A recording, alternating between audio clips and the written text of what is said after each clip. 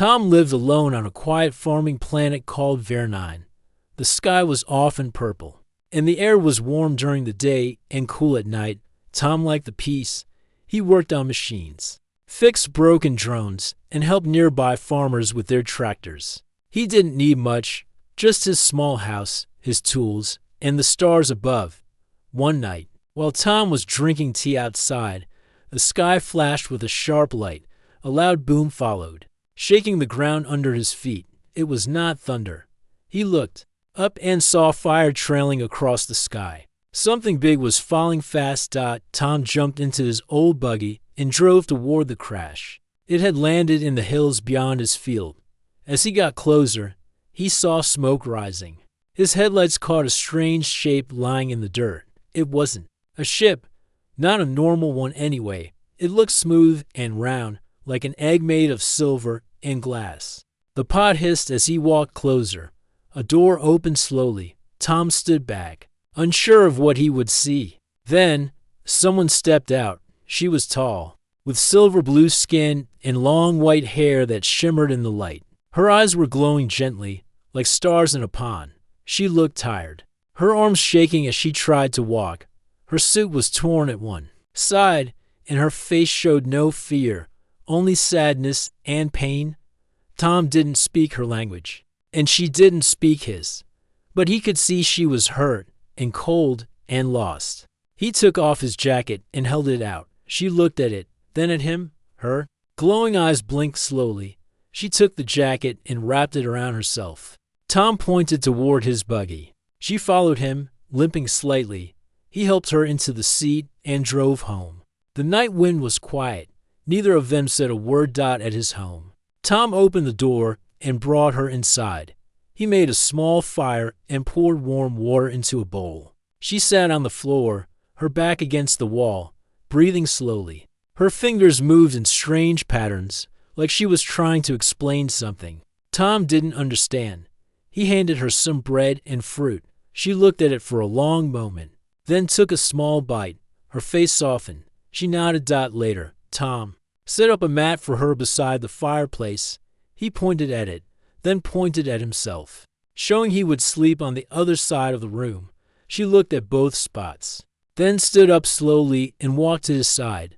She touched her chest, then pointed at the space beside him. Tom hesitated.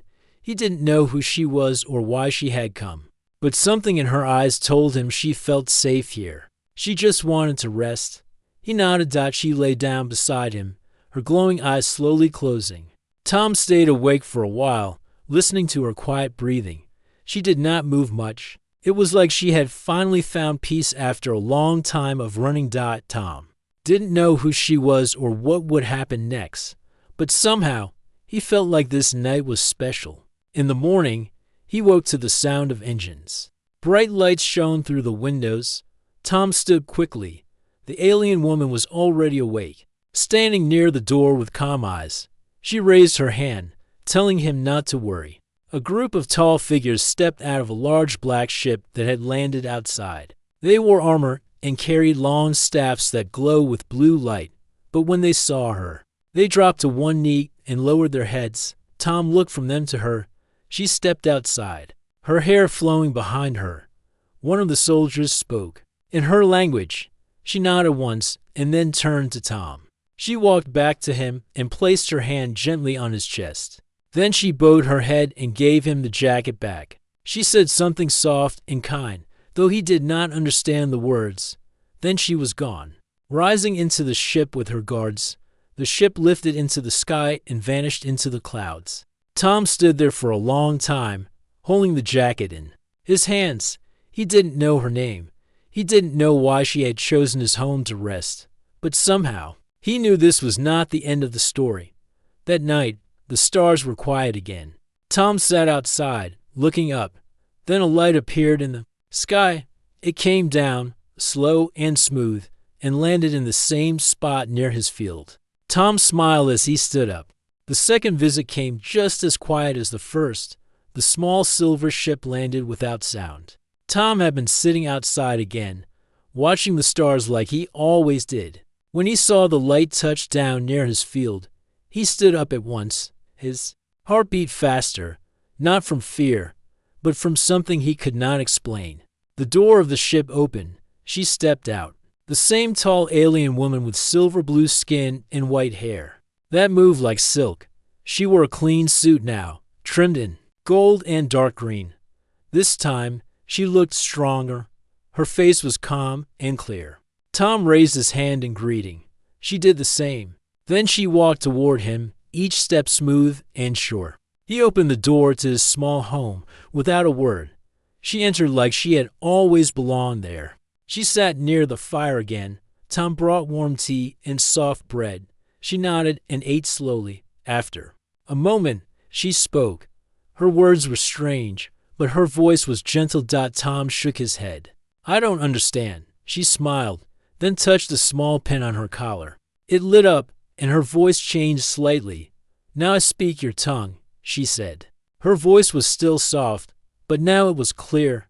Tom blinked in surprise. You can speak English? I can now. My ship taught me during the flight. She looked around his small home. This place is simple, peaceful. I like quiet, Tom said. It helps me think. She nodded. That is why I have come again. Tom sat down. Are you hurt? Do you need something? No, she said. I came to rest. Tom looked at her. Again. Yes, she said. When I slept here, beside you, I felt peace. For the first time in years, my mind was calm. My dreams were soft. My body healed faster. I do not know why, but it helped me. Tom rubbed the back of his neck. I didn't do anything special. You were kind. You shared space. You gave safety without asking anything in return. Tom didn't know what to say. No one had ever said something like that to him before. My name is Mira, she said. I am queen of the Zyrene Empire. Tom blinked again. Queen. She nodded. I left the palace during a secret mission. I was not supposed to be seen, but my ship was attacked. I crashed near your home. I thought you were just passing. But no, she said. I was running. I was tired. I didn't know if I would survive. But when I met you, something changed. Tom stayed quiet. He didn't fully understand her world. He was just a mechanic. He fixed broken engines and built small tools. He had never met royalty before. Mira looked at the small man on the floor. May I rest again? Tom nodded. Of course. He set up the mat. Just like last time, she lay down. Her white hair spread like a blanket around her. She looked at him with calm eyes. You may rest too, she said. Tom lay nearby. The fire crackled softly between them. He heard her breathing slow as she drifted into sleep. In the morning, Mira stood up first. She walked to the door and looked outside. A sound came from the sky. A large ship was landing nearby, this one darker and more serious in design. As it touched the ground, guards stepped out. Tall figures with golden armor and glowing blue staffs. Tom stepped back, unsure if they were here for him. Mira raised her hand. The guards knelt at once. Stand, she said. He is my friend. He will not be harmed. The guards obeyed. One of them spoke. Queen Mira, we searched the region when you vanished. Your signal was lost. We feared the worst. I survived, she said. Because of him? Tom stood still as all the guards turned their eyes on him. One of them tilted his head in confusion. A human. Yes, Mira said. A kind one. The guards said nothing more. Mira turned to Tom. I must return now, but I will come again. Tom nodded. You're always welcome. She smiled and stepped closer. You do not understand how rare this is. For a Zyrene queen to rest beside another, even in silence, is a sacred act. I have chosen this place as my peace. Tom looked at the field. Outside, it's just a small home. It is more than that, she said. It is the place I trust. Then she reached into her robe and took out a small silver ring with a blue stone. She placed it in Tom's hand. What's this? He asked. A sign, she said. So my people know you are honored. Before Tom could say anything more, she turned and walked toward her guards. They followed her into the ship. The engines hummed, the lights flashed, and the ship lifted into the air. Tom stood alone, holding the silver ring. The morning sun warmed his face. He looked at the field where her ship had landed. The quiet had returned, but it didn't feel empty. It felt full, like the start of something new.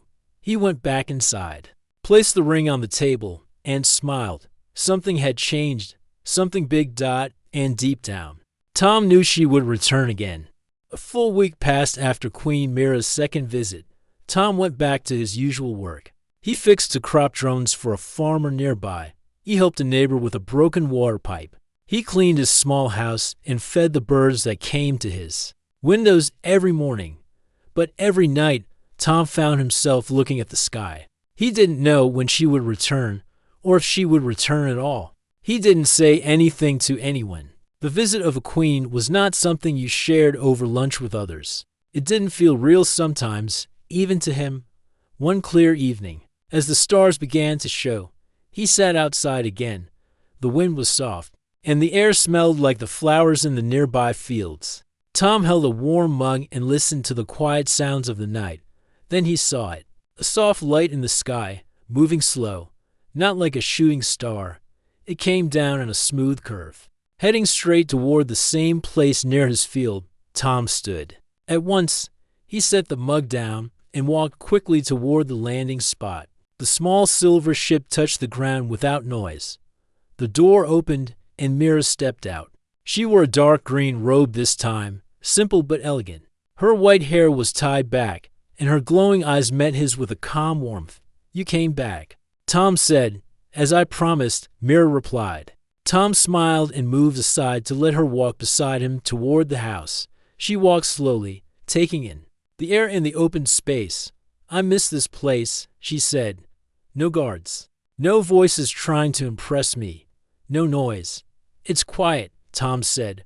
"Always is." They entered the house. Mira took off her robe and sat near the fire pit. Tom brought out some tea and bread again. They sat for a while without speaking. "Things must be busy for you," Tom said after a few minutes. "You're a queen." "Yes," Mira said. "But even queens must rest. And there's only one place where I can rest the right way." Tom raised an eyebrow. "My home." "Yes," she said. "Beside you." Tom didn't know what to say. He had never asked for this. He had never even imagined it. But Mira did not look uncertain. She looked sure and steady, like this was part of something important. "You said something about your people and the way they rest," Tom said. "What did you mean?" Mira looked into the fire. "Our minds are fast, always working. In our culture, true rest only comes when we feel perfect calm. For a queen, it is rare. There's always pressure, always risk. When I rested beside you, something in me stopped spinning. My mind let go. And now it's a tradition," Tom asked, smiling a little. Mira nodded. "In my heart, it is." She stood and walked to the same spot where she had slept before. Tom moved to prepare the mat, placing soft blankets on it. Mira lay down slowly and took a deep breath. Tom turned to leave the room to give her space. But she reached out her hand. "You do not need to go. I rest better when you are nearby." Tom paused, then lay on the floor beside her on his own mat. The fire was warm, and the night outside was still. For a long time, there was silence. Then Mira spoke again. "When I was a child, I used to dream of wide-open skies. I never thought such a place truly existed. Now I know it does." Tom turned his head slightly. "You grew up in a city." "Yes, a floating one above the clouds. It is beautiful, but full of rules. Every day was planned, every step watched." Tom thought of his own childhood, running through cornfields, falling in muddy puddles, climbing trees, and falling asleep under the sun. "Our worlds are very different," he said. "That is true," Mira replied, "but maybe that's why this works." Tom closed his eyes and listened to her breathing slow once again. The sound was soft, like waves touching a shore. It reminded him of peace. The night passed gently. No alarms, no ships in the sky. Only the quiet of two people from different worlds sharing rest. In the morning, Tom woke first. Mira was still asleep. Her face looked younger, softer. He got up quietly and made tea. When she woke, she smiled. I slept well, she said. Again, I'm glad, Tom replied. I must return now, Mira said. But I will come back soon. May I leave something here? Of course, Tom said. She opened a small pouch and took out a round crystal, no larger than a coin. It glowed faintly with a blue light. This is a memory stone, she said. When I hold it, I will remember the feeling I have here. Tom took the stone and placed it on a small shelf. She walked to the door, then turned to him. Thank you, Tom, for giving me what no palace ever could. Then she stepped outside, boarded her ship, and flew back into the sky. Tom watched until the light disappeared. He looked at the memory stone, now gently glowing on his shelf. He felt something strong and quiet grow inside him. She would return, and he would be here. Tom was under his solar cart, fixing the broken wheel axle, when a shadow covered the sun. He rolled out to look and saw a long silver ship slowly landing at the edge of his field. It was much larger than the one Mira usually used. Its surface reflected the sky, and the symbol of her empire glowed brightly near the top. He stood and wiped his hands. The grass bent under the soft wind from the ship's engines. When the door opened, Mira stepped out with 3 guards in long robes. She looked calm as always, but something about her walk told Tom this was not just another quiet visit. Hello again, Tom said. Mira smiled. Good morning, Tom. I came to ask for your help. Tom raised an eyebrow. You need something fixed? Not this time, she said. I need you to come with me. To where? To my ship. There's a meeting happening today. A group of leaders from my side and yours are speaking for the first time. There has been fear between our worlds for many years, but things are changing. I want you there. Not as a leader, not as a soldier, as a symbol. Tom blinked. Me? Why? Because I trust you, Mira said. And they trust me. Tom looked at the tools in his hand, then back at Mira. I don't know anything about meetings between worlds. You don't need to. She said, you only need to be yourself. Tom didn't understand the full reason, but he nodded. All right, I'll come. He washed up, put on a clean shirt, and followed Mira onto the ship. The inside was quiet and smooth, filled with soft blue lights. The walls looked like metal, but they felt warm to the touch. The guards showed him to a seat near the front. Mira sat beside him. The ship rose gently, passing through the clouds. In a few minutes, they reached a large structure floating in orbit. It looked like a silver flower, wide and open, with bright walkways connecting its petals. Small ships floated near it, like bees around a hive. As they landed, Mira turned to him. You do not have to speak much. Just be calm. Your presence means something. Tom nodded, though his stomach felt a bit tight. He had never left this planet before. He had never even left the ground. The ship door opened, and they stepped out onto a white platform. Leaders from both sides stood into rows. Some wore clean Earth uniforms. Others wore long robes with strange patterns. Everyone watched Mira closely as she walked forward. Tom walked beside her, unsure if he should bow or wave. He chose to stand still and quiet. A tall man from Earth, with gray hair and a kind face, stepped forward. This is the man you spoke of. Yes, Mira said. His name is Tom. He gave me peace when I had none. The man looked at Tom. You helped the queen of a whole empire. Tom shrugged. I just gave her a place to sleep. Some people smiled. Others looked confused. The man nodded. Sometimes that's all someone needs. They entered a round room made of glass and silver. Long tables formed a circle, and the stars outside moved slowly as the station turned. The leaders sat and began to speak. Mira sat beside Tom, listening, sometimes speaking, but never raising her voice. Tom listened to talk of borders, rules, and fears. He didn't understand all of it, but he saw how tense everyone looked. Then Mira stood and spoke. Peace is not made by strong words or weapons. It begins in quiet places, in kind hands, in shared rest. I found peace not in a great hall or warship, but in a small home, beside someone who had no reason to trust me, yet did. She looked at Tom. He did not ask who I was. He did not ask what I could give. He gave peace, and that gift is what I now offer you." The room was silent. The leaders looked at one another. Later, after the meeting ended, the man with gray hair came to Tom. "Thank you," he said. "I believe your story helped more than any speech." "I didn't mean to do anything special," Tom replied. "Sometimes doing nothing but being kind is the most special thing of all," the man said. That night, aboard the ship, Mira prepared the rest area. She had made a space beside a window that showed the stars. The mat was soft, and the room was quiet. Tom stood by the window.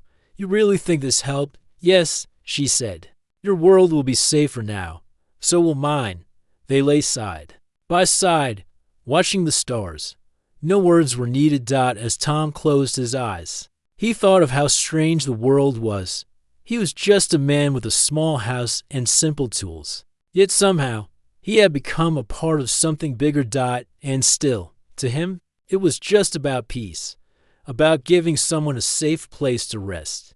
A few weeks had passed since Tom joined Queen Mira at the peace talks. After that day, messages came from both sides. Human leaders thanked Tom for his quiet help. The Zyrene people sent small gifts to his home. One was a plant that glowed softly in the dark and never needed water. Another was a music box that played sounds like wind and rain on glass. Tom didn't feel like a hero. He still fixed broken drones and watered the garden. He still made tea in the evening and watched the stars at night. But now, something had changed.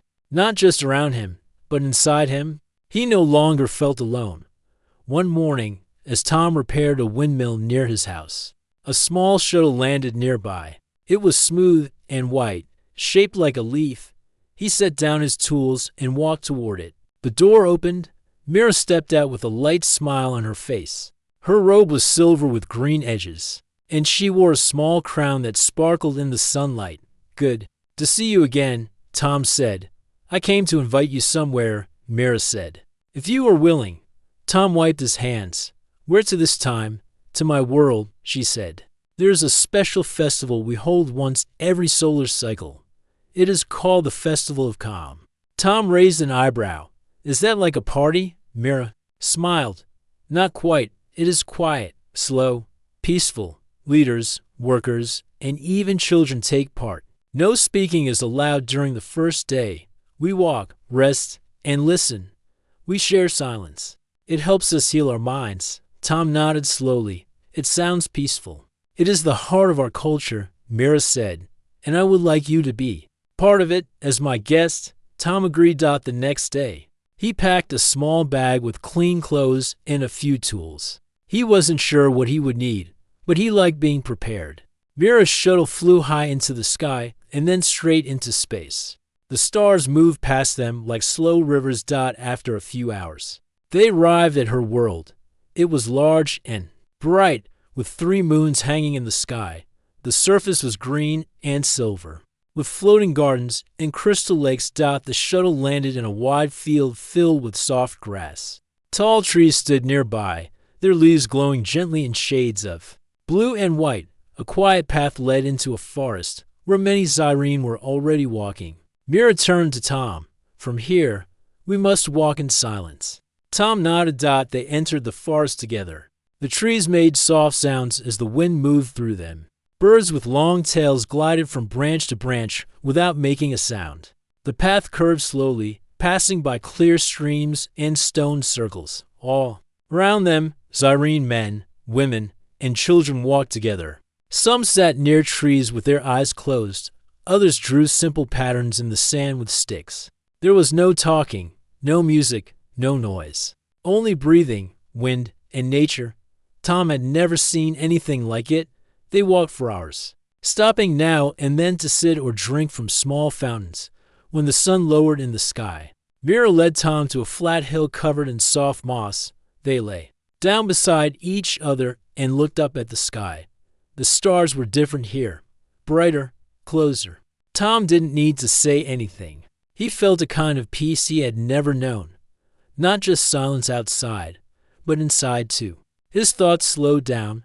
His worries felt small. The next morning, soft bells rang from the trees. It was the start of the second day. Mira spoke quietly. today. We may speak again. Tom turned to her.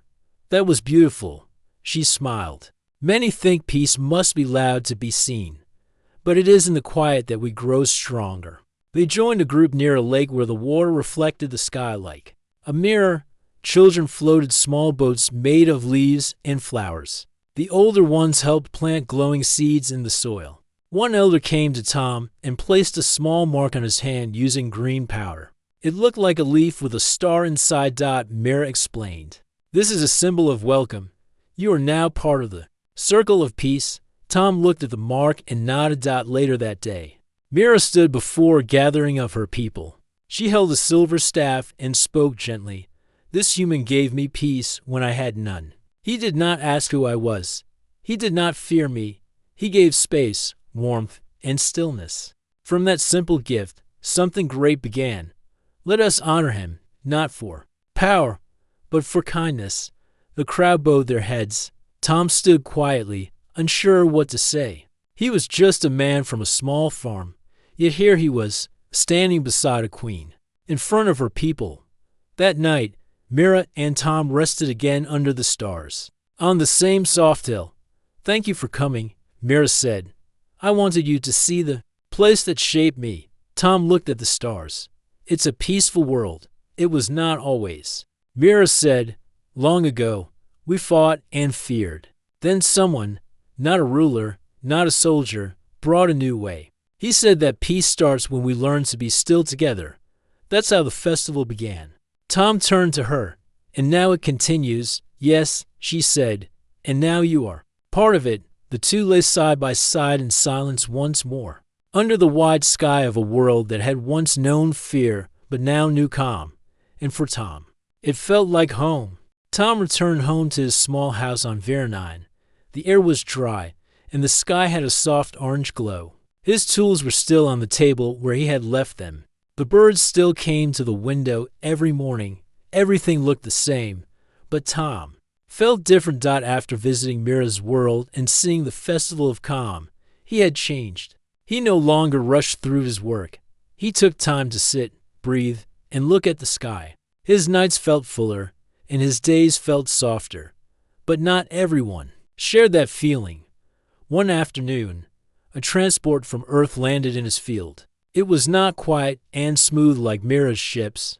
This one was louder, larger, and covered in dust. Two humans in sharp uniforms stepped out. One was a woman with short hair and serious eyes. The other was a tall man holding a small tablet. Are you Tom? The woman asked. Yes, he said, wiping his hands.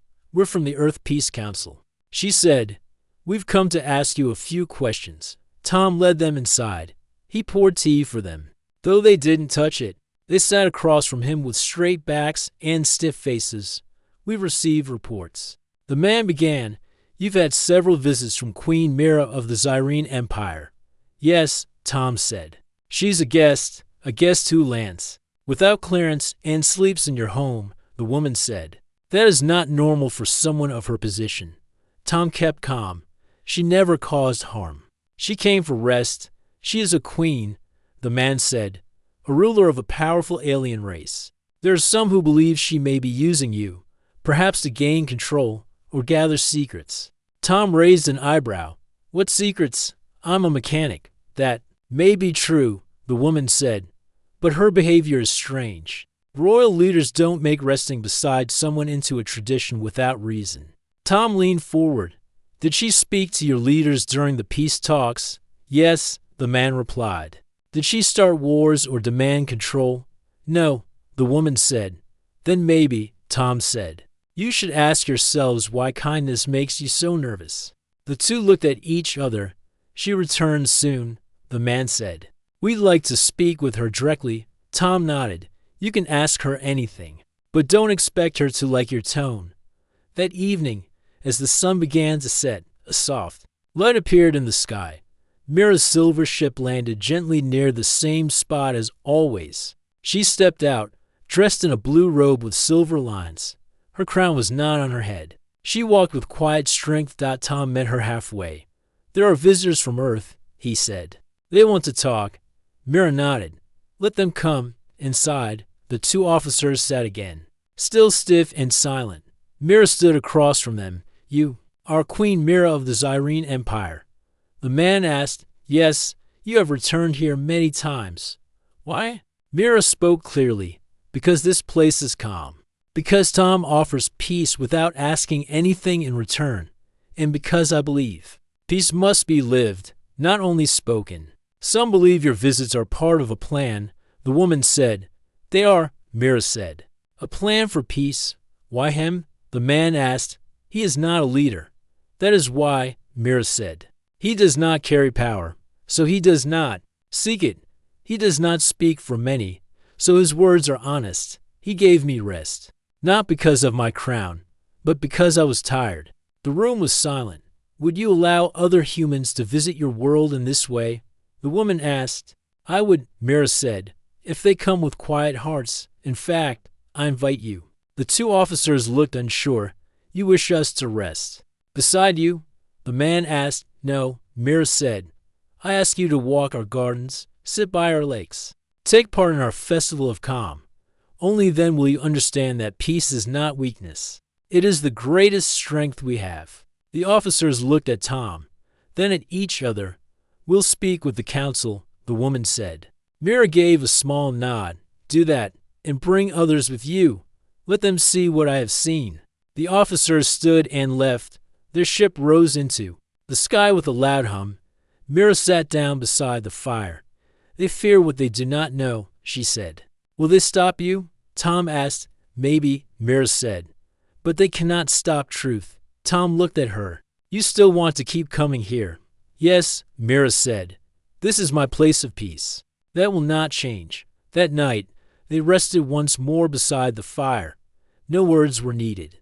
Just the soft crackle of wood and the sound of wind in the trees. The storm of doubt had passed, and peace remained.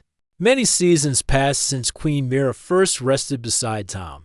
What began as one quiet night had now become something much bigger.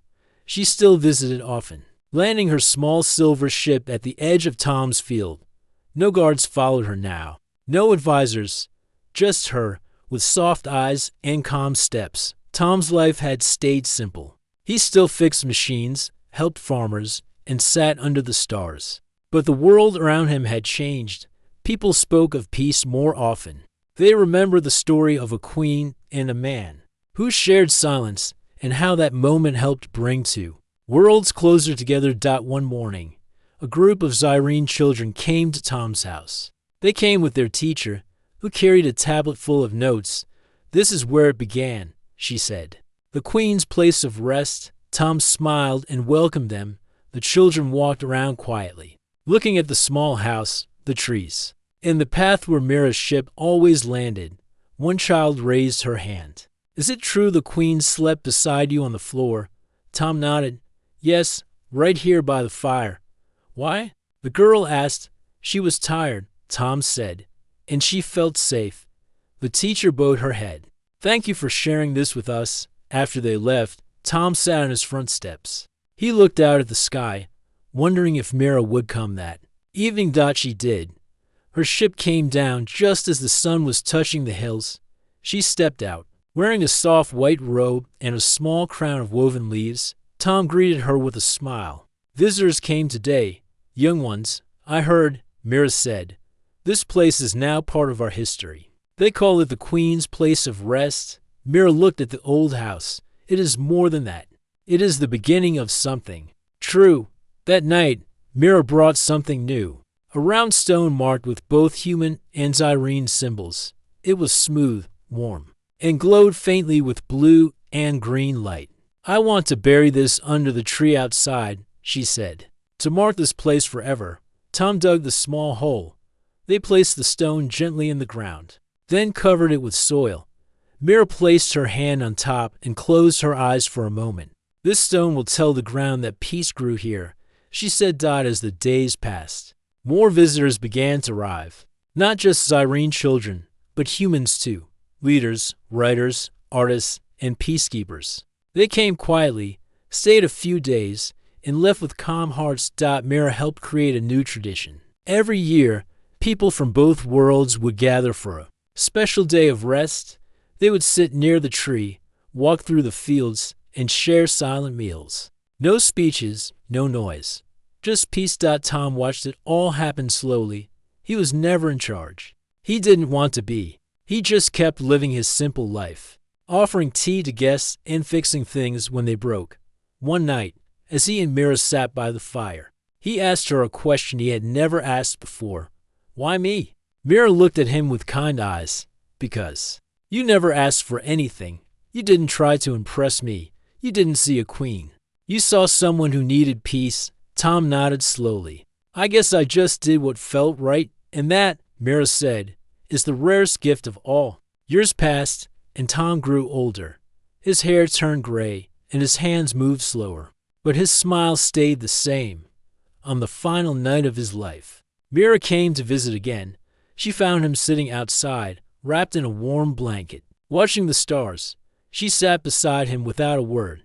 They looked up at the sky together. The stars were bright, and the air was cool. The soft sound of night insects filled the space around them. Tom turned his head slowly. Do you think it will last? The peace? Mira asked. Yes. He said. The tradition. The calm.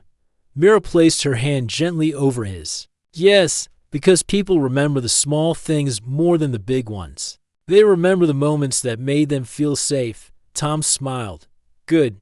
That night, Tom closed his eyes with peace in his heart. He had done something rare. Not with power or strength, but with kindness and stillness. The next day, the news of his passing reached both Earth and the Zyrene world. People from every land and sky came to the quiet field. They planted flowers around the memory tree. They placed soft stones with messages of thanks. Mira gave no long speech. She simply sat by the fire with Tom's blanket in her lap and let the silence speak for her. From that day on, the tradition grew stronger. Children were taught about Tom and Mira in both schools. Pilgrims came every year, not to ask for blessings, but to sit quietly in the place where peace had first taken root. And on clear nights, when the wind was gentle, some said they could still feel the warmth of a quiet fire in the memory of a queen and a man who showed the galaxy that peace begins with simple rest.